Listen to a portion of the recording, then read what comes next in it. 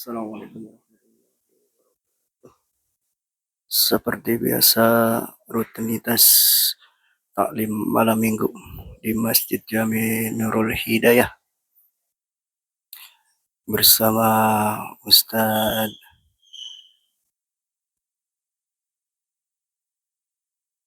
Ali Haidir NC.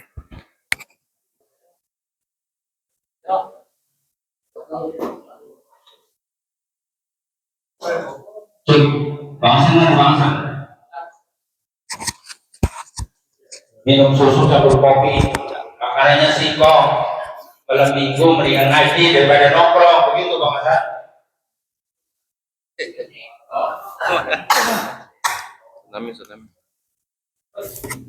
Waalaikumsalam warahmatullahi. Allahumma sholli wa sallim. Allahumma sholli wa sallim.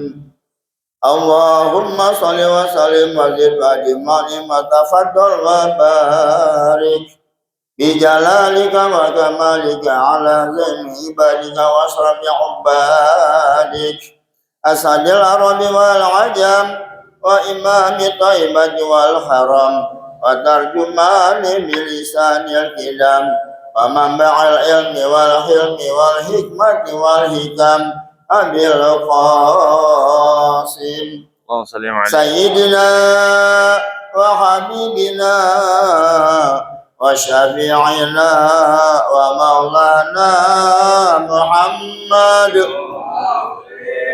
sallallahu alaihi wasallam zilu syarafan ya Rab, zilu syarafan ya Rab, zilu syarafan ya Rab, ya Rabbi karama wa ta'zima wa rifata wa mahabata wa birra wa salim radallahu tabaraka wa ta'ala antal bahri wal qadri jali sadatina wa immatina wa mawalina Abi Bakr wa Umar wa Utsman wa Ali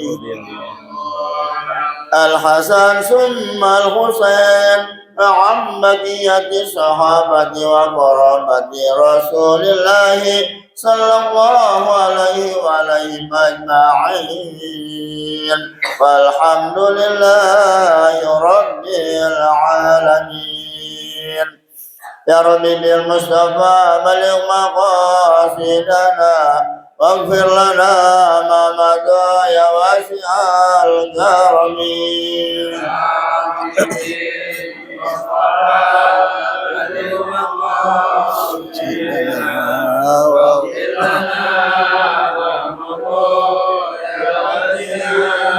يا أكرم الخلق مالغا الوجود سواك عند حلول الحادث العملي مصطفى بلغ مقاصدنا واغفر لنا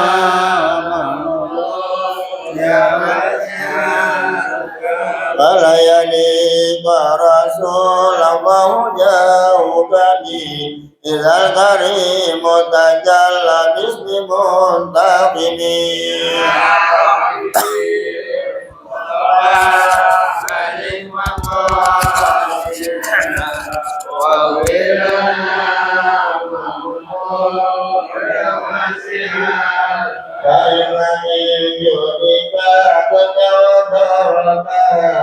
ومن علومك علم الأرض والقلم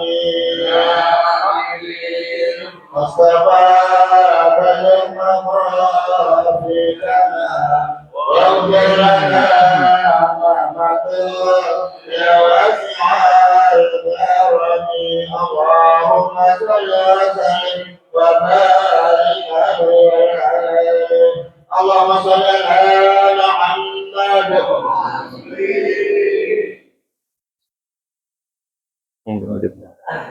Hah?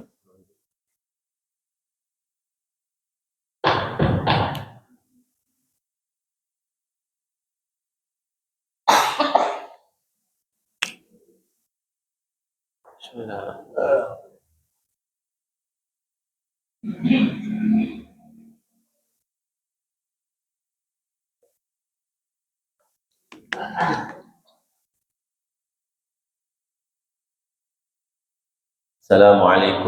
warahmatullahi wabarakatuh.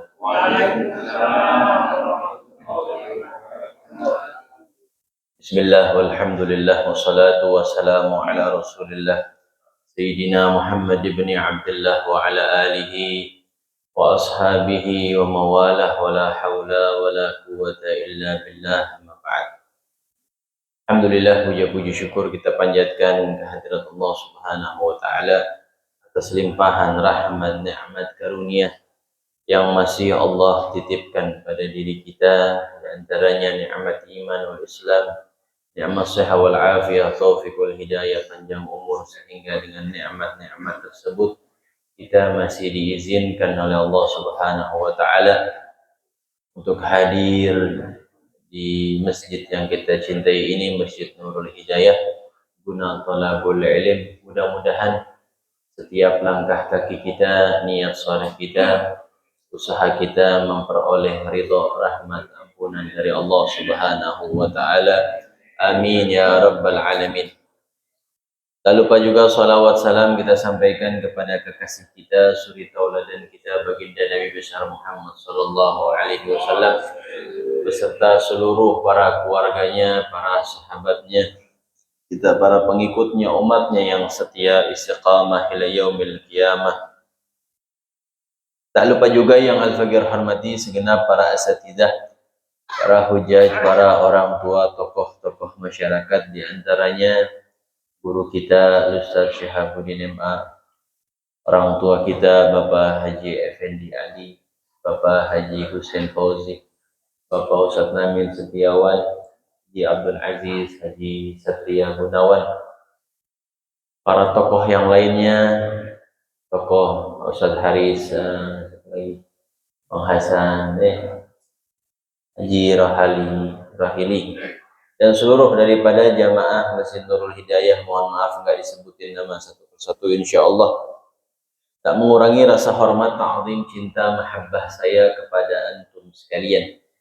Sebagaimana seperti biasanya, sebelum kita mulai kajian, kita buka dengan Ummul Quran, Suratul Fatihah.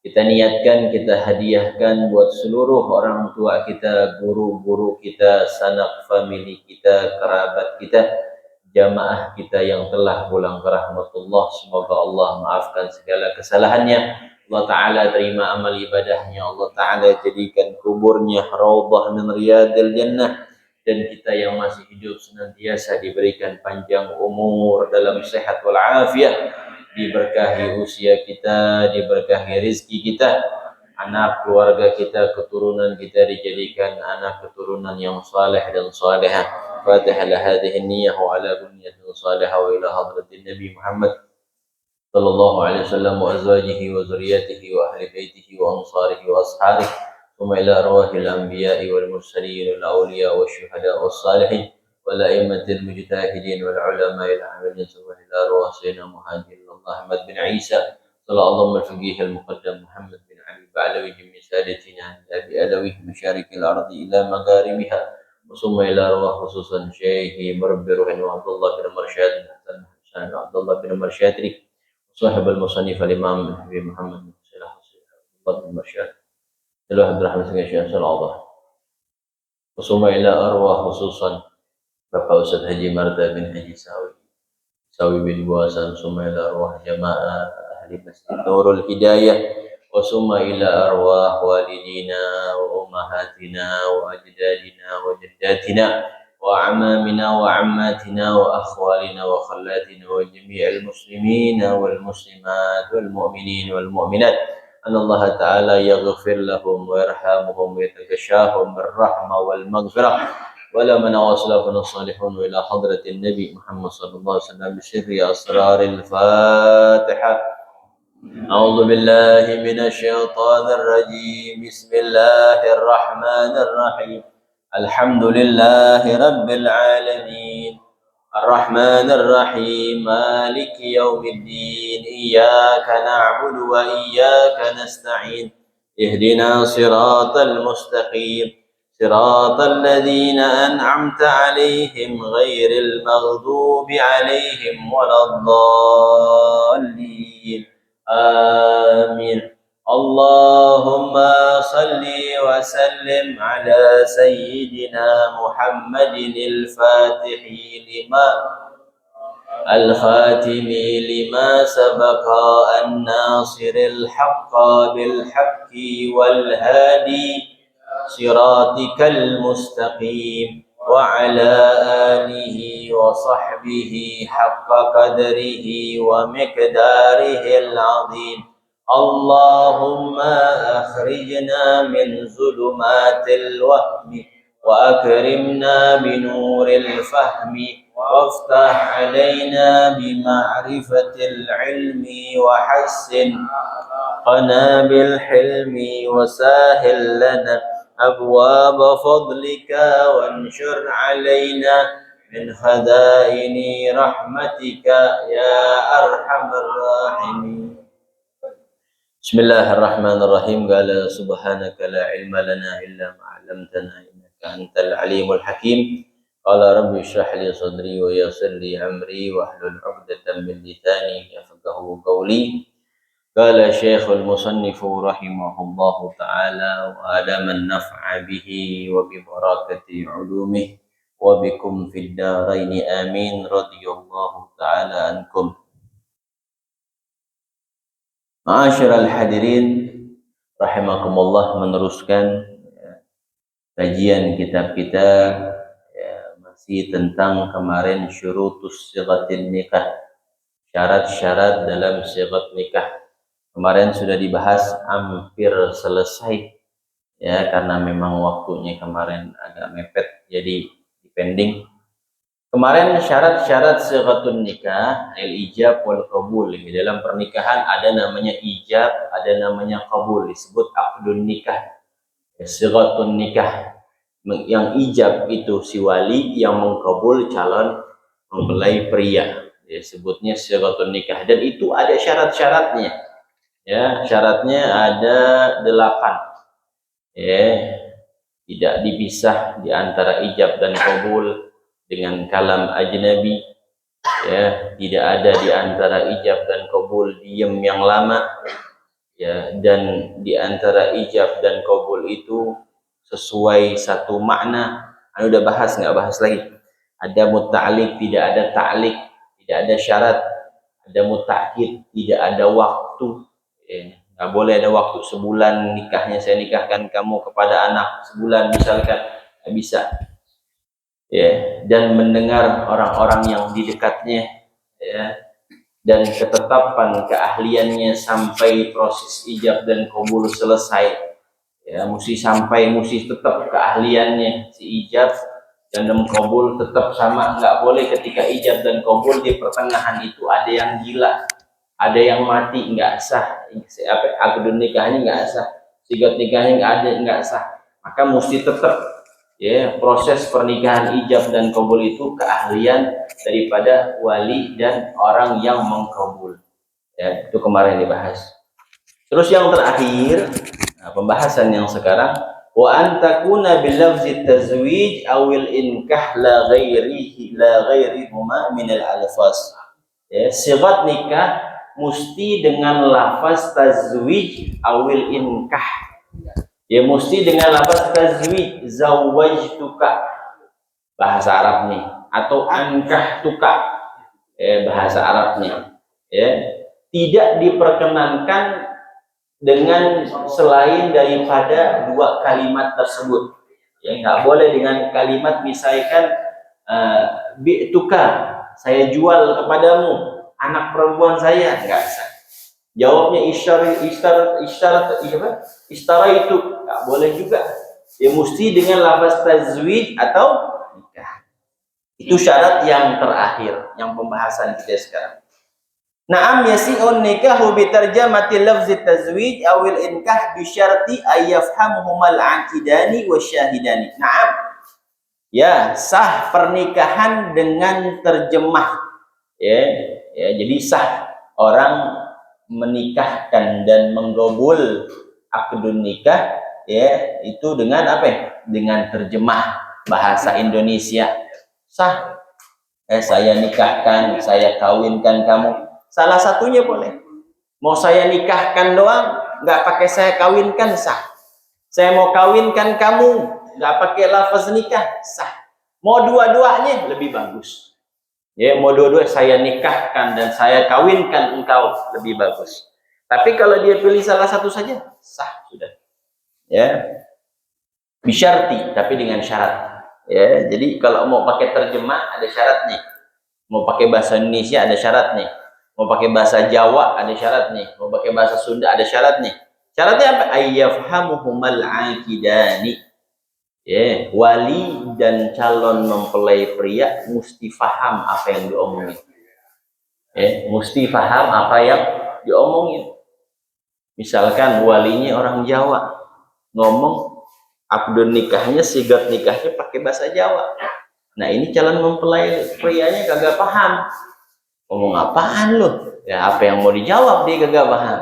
Maka tidak sah dalam syariat kalau salah satu dari wali atau yang mengkabul tidak paham apa yang diucapkan kalau dengan terjemahan. Ya. Terus yang selanjutnya wasyahidani, dan dua orang saksi minimal paham apa yang diucapkan oleh wali dan calon mempelai pria. Ya, jadi wali itu dua mesti paham. Ya minimal saksi kan dua, lebih boleh kan? Boleh. Bahkan bagus lebih saksi daripada dua, lebih dari dua bagus. Ya, bahkan disunahkan mengundang para ulama yang paham agar prosesi ijab dan qabul dan pernikahan tidak ada sesuatu yang mencegah keabsahan prosesi pernikahannya. Ya, jangan diam-diam nikah. Ya mentang-mentang bini yang kedua diam-diam. Ya, kalau diam-diam minimal undang ustadz sahab, minimal. Jangan yang diundang yang tukang, mohon maaf, yang gak pernah sholat jadi saksi, yang gak pernah ngaji.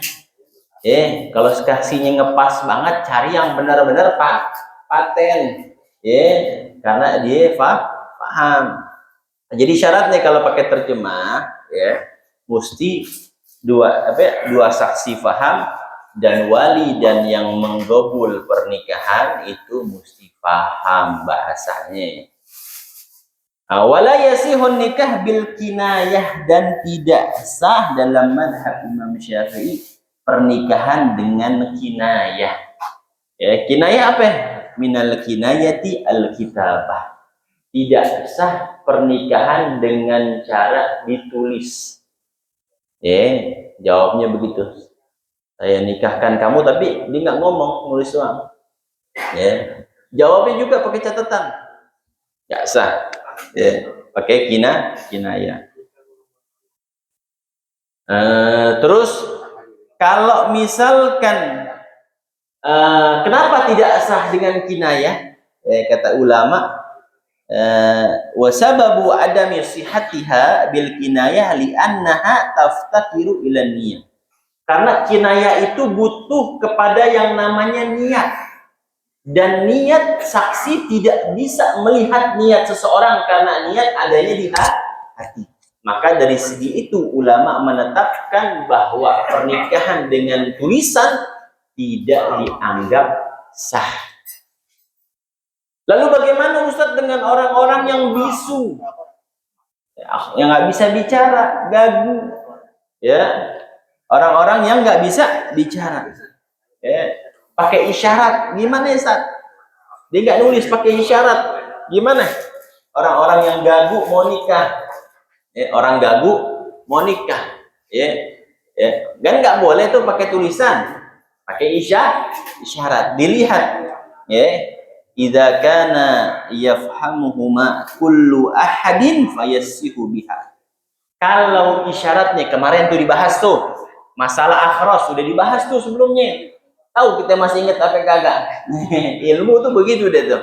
Ilmu tuh kalau makanya dulu Ustadz Heran itu waktu beliau ditelepon sama salah satu gurunya, Syekh Hasan Ali Idrus, yang waktu itu datang, Ustadz siapa ada gak di rumah Ustadz Ian? Ya, Hanif doang yang datang kalau nggak salah kalau si Hasan. Ya, itu Ustaz Khairani diomelin sama gurunya si Hasan. Aneh belum pernah belajar sama beliau. Ustaz Khairani belajar sama beliau dawam mulazamah. Diomelin, Khairani ente ngajar di mana? Darul Hitam. Ngajar apa? Safinah, ya, Quran. Ganti, pindah tempat katanya. Ngajar ente buka Fathul Muin, buka Minhaj. Mati ente punya ilmu ngajar Safinah. Diomelin sama gurunya, suruh buka kitab yang besar biar murojaannya banyak. Kalau guru orang alim ngomong enak banget ya, kita setengah mati murojaah. Orang alim baca-baca udah kayak baca kitab, udah kayak baca Quran, pemahamannya udah di luar otak semua. Lah kita memahamin hadis satu aja bingung. Di dalam hadis kan ada tuh kullu umati mu'afan illal mujahirin. Ya, setiap umatku dimaafkan dosanya illa mujahirin, kecuali orang-orang yang terang-terangan melakukan kemaksiatan. Berarti orang yang terang-terangan melakukan kemaksiatan gak dimaafin dong. Itu gimana itu? Bukan setahu kita dosa yang paling besar syirik. Nah, itu gimana nafsirin hadisnya? Buka kitab Fathul Bari. Fathul Bari kitab hadis yang besar. Gak bisa kita mahamin secara matan, gak bisa kita. Ya, susah, musiyah tajilah syarah. Itu di Sahih Bukhari, berarti caranya apa? Fathul Bari, kitabnya besar, butuh waktu. Kadang-kadang ada kalimat yang kita rada bingung karena memang kita bukan ahli hadis. Ahli fikih belum tentu ahli hadis belum tentu ahli fikih.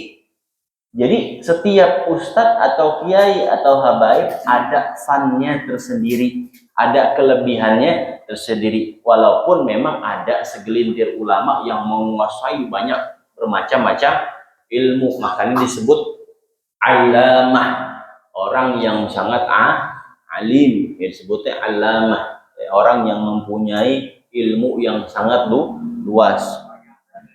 Jadi kalau orang yang bisu, ya, tidak sah juga pakai kitabah. Tapi kalau pakai isyarat, kalau isyaratnya difahami oleh semua orang, maka sah dia menikah dengan isyarat. Ya, kalau isyaratnya semua orang paham. Nah, ini yang kemarin ada bahas, isyarat yang paham seperti apa? Contoh isyarat yang semua orang paham. Kalau misalkan dia sekolah tahu gak, kita kalau di berita kan suka ada yang begini-begitu tuh.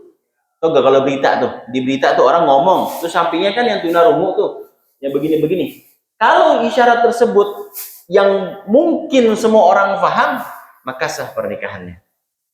Dengan isyarat. Ya misalkan isyaratnya begini-begini apa nggak ngerti deh, aneh nggak paham deh, aneh nggak bisa nyontohin deh. Ya, kalau isyaratnya bisa difahami oleh semua orang, sah pernikahannya dengan pakai isyarat.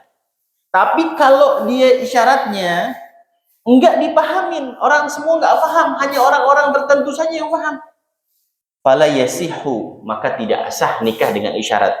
Bal yuwakkilu, akan tetapi diwakilkan. Jadi dia untuk menggobul diwakilkan. Misalkan ada seseorang bapak nikahin anak perempuan nih, calon mempelai prianya bisu. Nah, diwakilin. Yang jawab Ustaz Sahab, wakilin. Catat. Boleh. Kalau diwakilin boleh pakai kinayah. Tapi kalau ijab dan qabul tidak boleh pakai kinayah. Wakilin, dicatat, misalkan ditulis, diwakilin ke Ustaz Sahab, boleh. Jadi menggobul tuh bisa diwakilin juga, bukan hanya mengijab. Kita kan pahamnya mengijab. Misalkan aneh mau nikah, ini anak perempuan aneh mau nikah. Aneh nggak mau nikahin anak-anak, aneh wakilin ke guru anak. Karena aneh merasa guru anak paling adil dibandingkan anak. Aneh masih banyak maksiatnya. Aneh masih merasa diri aneh masih banyak kekurangan. Aneh wakilin ke guru aneh yang aneh tahu kesolehannya. Aneh wakilin, guru aja yang nikahin. Nah yang menggobul mau diwakilin juga sama ulama lain, boleh. Boleh, cuma jarang diamali. Jarang. Kalau begitu boleh diwakilin. Biasanya walinya doang yang diwakilin. Kalau dia mau wakilin ke orang soleh, dia mau misalkan, boleh. Jadi gitu ya. Kalau orang gagu, orang bisu, isyaratnya enggak semua orang paham, hanya segelintir orang, maka diwakilkan. Nggak bisa dia mengijab dan qabul. Ya, nggak bisa mengijab atau mengkabul, nggak bisa, harus diwakilkan. Ya misalkan orang bisu punya anak perempuan, banyak tuh wakiah. Bisu tunanetra sama tunanetra nikah, punya anaknya ngelihat, walinya siapa? Bapaknya diwakilin cuma, karena bapaknya bisu tunanetra, dia tuh tunarungu, netra mah buta bisa ngomong, tunarungu. Ada yang kayak begitu, tahu di mana? Yang bilang ada aja. Kalau dicari mah nemu juga. Jadi begitu ya. Kenapa nggak sah pakai kinayah? Kata ulama, dikarenakan kinayah tersebut butuh kepada yang namanya niat. Sedangkan para saksi nggak bisa melihat niat seseorang, karena niat tempatnya di mana? Di hati. Maka ulama mengatakan tidak sah pernikahan dengan kinayah, yaitu dengan tulisan. Ustaz, itu kan kalau kita ijab kabul kan suka ada catatan Ustaz. Itu mah contekan, bukan jawaban. Itu mah contekan. Boleh gak lah? Boleh. Baca boleh, didikte boleh. Boleh, itu mah beda. Jangan nanti salah paham lagi. Ngajinya perut lapar gitu. Belum makan dari rumah, habis berantem sama bini. Aneh ngomong apa, ente pahamnya apa? Kan itu sampai nama orang lagi nikah ente gebrak. Agak sah tuh pakai catatan. Kata Ustaz Ali nggak boleh bagi kita apa? Nggak boleh pakai tulisan. Gak paham nih orang. Jadi ngaji jangan sampai kagak paham. Nanti yang malu gurunya. Nanti nyesatin orang, salahin orang. Ternyata kitanya yang ketiduran atau yang kurang paham. Nah, jadi itu terakhir ya. Masalah syurutus sighatin nikah. Selesai permasalahan. Jadi syarat sighatin nikah ada 8. Dulu ada pernah orang nikah, ini lupa di mana tahu ya. Ada orang nikah, saksinya bilang, kan saya terima nikahnya Fulana binti Fulana dengan mas kawin tersebut dibayar tunai. Saksi ada yang bilang nggak sah, ada yang bilang nggak sah. Ini diem aja, ya. Kenapa nggak sah? Nggak ada kawinnya, ya, nggak ada lafaz kawin, ya. Nggak apa-apa sih kalau mau diulang, ya. Cuma sah itu sebenarnya sah.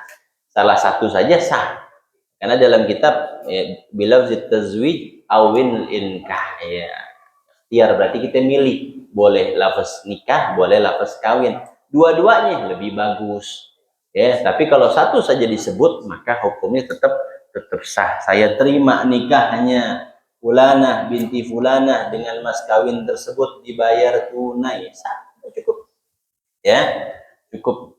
Biasa kan kalau orang baru nikah kan grogi kan, ya beda sama yang udah ditinggal mati bininya 3 kali. Wow, udah gape banget.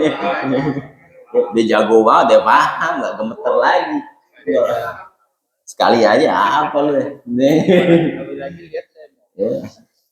Kalau yang anak muda apalagi masih ta'arufan, belum sempat ketemuan tuh canggung, agak-agak grogi, kita ngilangin malu aja. Kalau grogi terus nggak jadi anaknya, ajar aja. Kalau ta'arufan malunya lebih besar, jadi kita maklumin.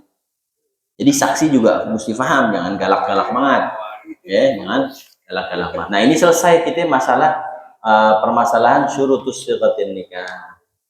Sekarang kita masuk dalam permasalahan yang baru, ya. Nikahul hurri lil ammati wa aksuhu, ya. Pernikahan orang yang merdeka dan budak perempuan. Wa aksuhu atau sebaliknya, budak dan perempuan yang merdeka dengan budak laki-laki, sebaliknya, ya. Nah, ini syarat-syaratnya ada, ya, hukum-hukumnya. Walaupun di zaman sekarang nggak ada perbudakan, ya kita baca aja deh, ya, jangan kita lengkap-lengkap. Biar ada namanya keberkahan. Kita nggak tahu ke depannya apakah ada perbudakan lagi atau tidak, ya. Yang penting pahalanya, kata Bang Hasan, biar kata tidur juga Bang Hasan ya dapat pahala. Kita ngaji tuh bedanya begitu, Pak.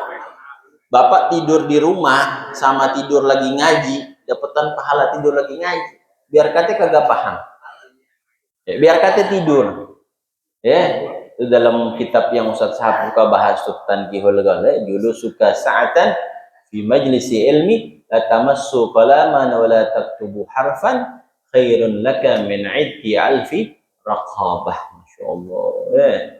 Duduk kita di majelis ilmu sesaat aja. Enggak apa dari awal sampai akhir, saat tuh dibilang falakiyah. Ada yang bilang, ulama mengatakan seperti saat itu sebentar. Ente datang nih, duduk sebentar, 10 menit, 5 menit, habis itu dicabut. Ada keperluan, ada tamu di rumah, dapat tuh pahalanya. Apalagi yang duduknya dari awal sampai akhir. La tamassu qalaman, kata Ibnu Mas'ud, Rasulullah SAW bilang, enggak megang pulpen.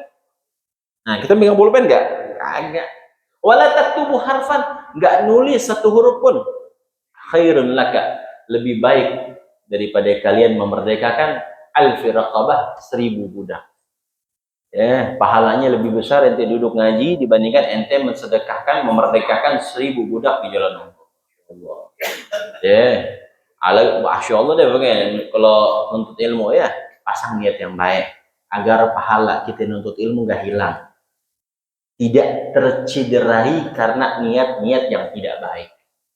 Jadi paling penting tuh niat baik. Kalau kita sudah digetol nih, kita nih orang-orang yang getol ngaji nih, hadir kuliah subuh kan getol, dari Senin sampai Ahad ketemu Senin lagi, siang, sore, malam, siang, kita hajar. Paling penting niat kita jaga, jangan sampai salah.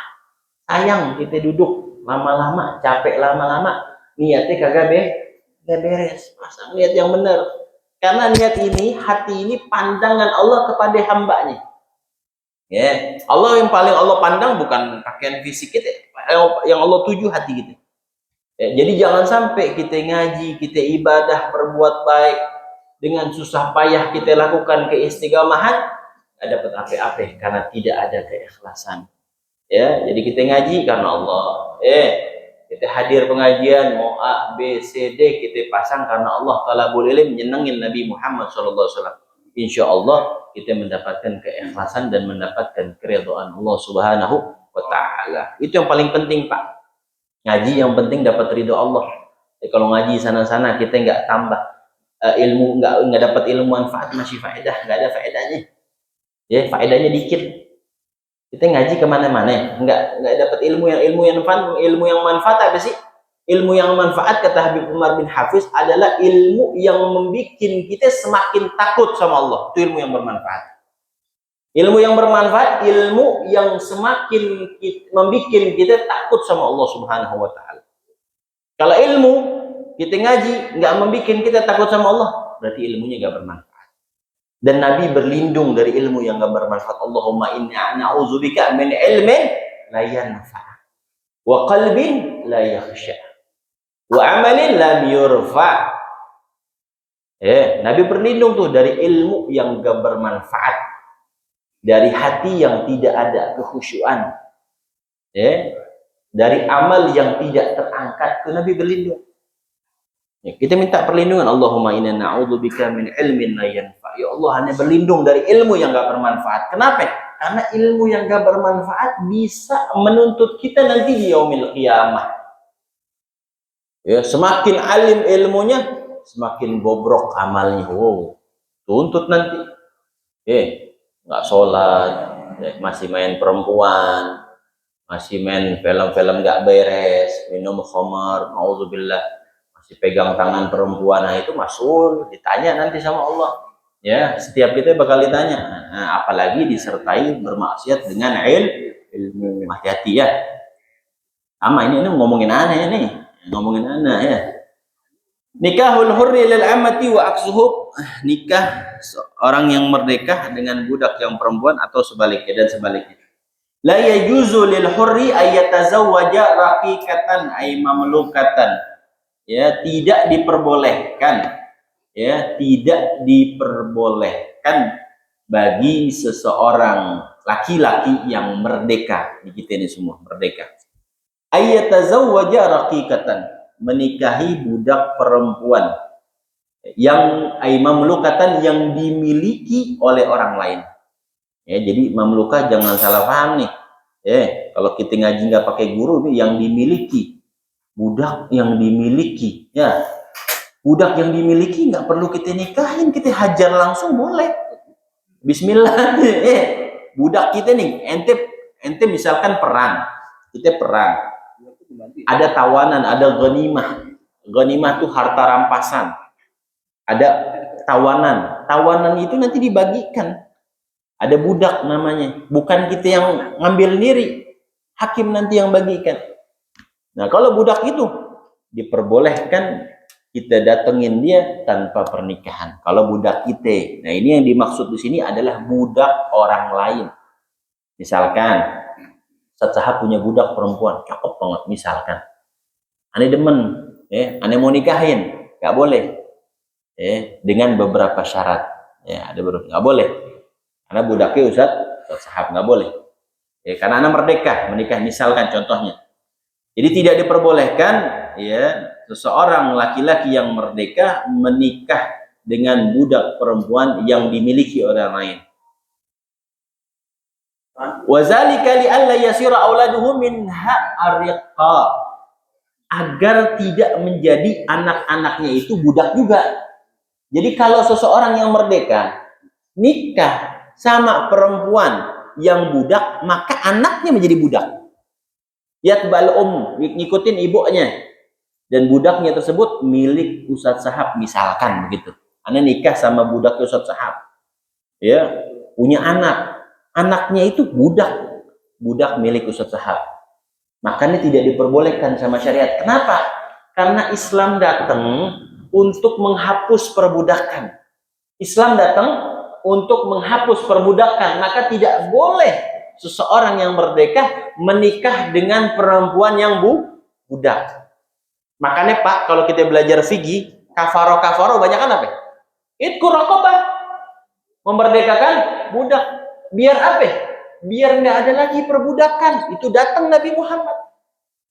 Dulu di zaman jahiliyah, bangsa Arab budaknya banyak-banyak. Datang Nabi Muhammad. Suruh merdekain budak-budak. Ente kafaroh, merdekakan budak. Ente ngelakuin dosa, merdekakan budak. Banyak kafaroh. Yang pertamanya itqu raqabah, memerdekakan budak. Buat apa? Buat menghilangkan perbudakan. Nah, makanya tidak diperbolehkan seorang laki-laki yang merdeka menikahi perempuan yang budak. Kenapa? Karena anaknya bakal jadi budak. Ini budak orang lain, pembantu enggak ya. Nggak boleh pembantu punya laki. Nggak boleh pembantu terhormat nggak boleh. Nah, beda sama budak milik kita. Bedain tuh. Budak milik orang lain nggak boleh kita nikahin, tapi kalau budak milik kita nggak perlu dinikahin. Kita tidurin boleh, mohon maaf. Disebutnya umul walad. Disebutnya budaknya umul walad atau mustauladah. Nah, kalau dinikahkan sama kita, kalau kita tidurin itu budak kita, Anda punya budak, Anda tidurin. Punya anaknya merdeka. Beda sama yang tadi itu, budak orang lah. Dan itu budak merdeka pas Anda mati. Disebutnya umul walad. Bukan ketika melahirkan. Kalau Anda mati itu merdeka deh, budak. Jadi nggak apa-apa. Kalau budaknya bulaki kita. Ingat ya, budaknya ini yang bagikan hakim, bukan kita nyomot sendiri. Yang bagiin hakim. Ada pembagiannya tuh, pembagian ghanimah. 1/5 buat siapa? Buat Nabi Muhammad, ada keluarganya, ada yang ikut perang dan lain-lain. Nah, itu nanti kita bahas masalah ghanimah, ini nggak bahas. Tapi seperti itu. Ya, jadi beda antara budak kita, punya kita sama budak orang lain. Dan ini pembahasan budak orang lain yang diharamkan, yang tidak boleh kita nikahi. Kenapa sebabnya? Karena anaknya bakal menjadi budak. Sedangkan Islam datang untuk menghapus yang namanya perbudakan. Jadi tidak boleh menikah seseorang yang laki-laki yang merdeka kepada budak perempuan yang dimiliki oleh orang lain illa bi arba'ati syurut, kecuali dengan 4 syarat. Fayajuzu lahu nikahuha, maka boleh nikahnya kalau 4 syarat tersebut terpenuhi. Bukan salah satu ya, empat-empatnya terpenuhi. Ya, bukan satu aja, satu syarat nggak boleh, mesti empat-empatnya. Pertama apa? Wahya kaunuha muslimatan. Syarat yang pertama, kalau seorang laki-laki merdeka ingin menikahkan budak perempuan, syarat pertamanya itu budak mesti muslimah. Ya, perempuan muslim, mesti masuk Islam dulu. Nggak boleh kafir, orang kafir nggak boleh ya. Itu syarat yang pertama, mesti terpenuhi dulu. Yang kedua, khauful anati aizina illam yatazawwaj. Yang kedua, dikhawatirkan dia jatuh dalam perzinahan kalau dia nggak menikah. Ini orang yang merdeka, gua kalau nggak nikah sama nih budak, gua bakal zina. Itu syarat yang kedua. Jadi mesti benar-benar emergensi ya, mesti benar-benar darurat. Ya, kalau aneh nggak nikah di kampung ini cuma ada dia, Kalau gua nggak nikah sama dia doang nih yang belum ini. Ya, gua bakal zina. Yang mana nih? Nah, itu syarat yang kedua. Dilihat syarat-syarat yang lain terpenuhi nggak? Ya. Terus syarat yang ketiga, wal ajzu anis sadaqil hurrah. Ketidakmampuan laki-laki yang merdeka di dalam membayar mas kawin buat orang yang merdeka. Dia pertama syaratnya terpenuhi, ini budak muslimah. Kedua, emang satu-satunya nih budak. Ya. Ketiga, ada sih hurrah, ya, tapi dia nggak mampu untuk membayar mas kawinnya. Atau perempuannya ada meridha hadihi. Perempuannya nggak redha dikasih mas kawin seperti itu. Itu syarat yang ketiga, ya. Jadi syaratnya mesti terpenuhi empat-empatnya. Kalau satu aja nggak sah, ya nggak boleh. Ya, orang yang merdeka menikahi budak perempuan. Au faqdul hurra, atau ketiadaan orang yang merdeka, perempuan yang merdeka nggak ada. Jadi dia mau nggak mau nikah sama budak. Wa alla takuna tahtahul hurratu salihatun liistimta, dan dia tidak memiliki perempuan yang merdeka di sisinya yang diperbolehkan dia untuk bersenang-senang. Jadi ini dia nggak mempunyai istri yang bisa dia bersenang-senang. Ini syarat yang keempatnya. Kalau ada istri, dia ada istri nih, terus dia mau nikahin budak budak perempuan, nggak boleh. Kenapa? Karena dia sudah mempunyai istri yang diperkenankan dia untuk bersenang-senang, maka tidak diperbolehkan oleh syariat dia menikah. Kenapa? Karena sudah ada hurrah, sudah ada perempuan yang merdeka yang diperbolehkan oleh syariat, dia sholihal istimta, untuk bersenang-senang dengan itu perempuan diperbolehkan. Maka tidak diizinkan oleh syariat seorang laki-laki yang merdeka menikahi budak perempuan milik orang lain. Ya, ingat, milik orang lah, bukan milik sendiri. Ya, garis bawah itu ntar kita salah paham lagi. Ya, nggak boleh nikahin budak kata Ustaz Ali. Ya, ngajinya kelaparan, nggak paham. Belum ngopi. Ya, jadi syarat yang keempat, dia tidak memiliki perempuan yang diperbolehkan oleh syariat untuk dia bersenang-senang. Nah, itu 4 syaratnya wajib terpenuhi. Kalau satu saja nggak terpenuhi, maka tidak sah dan haram hukumnya seorang laki-laki yang merdeka menikahi budak orang lain. Ya, wallahu a'lam bissawab. Rabbi zidni ilma warzuqni fahma. Al-Fatihah. A'udzu billahi minasyaitonir rajim. Bismillahirrahmanirrahim. Alhamdulillahirabbil alamin arrahmanir rahim maliki yaumiddin. Iyyaka na'budu wa iyyaka nasta'in ihdinas siratal mustaqim. Siratal ladzina an'amta 'alaihim ghairil maghdubi 'alaihim waladdallin. Benar. Sallallahu alaihi wasallam Muhammad wa alihi wa sahbihi wasallam. Walhamdulillahirabbil alamin.